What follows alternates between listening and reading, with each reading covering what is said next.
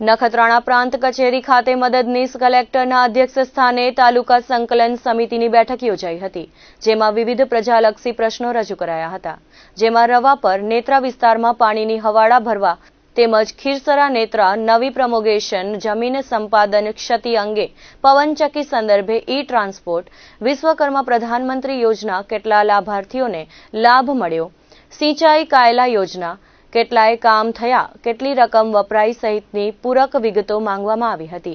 6 માસથી નખત્રાણા નગરપાલિકા બાંધકામ મંજૂરી મળી નથી।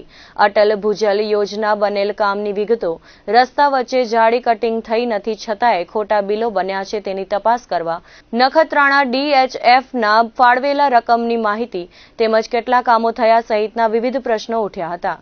ખેડૂત ખાતેદારોને કુવા બોર માટે 2 ગુંડા જમીન અને આધાર કાર્ડ સેન્ટરના પ્રશ્નો છવાયા હતા।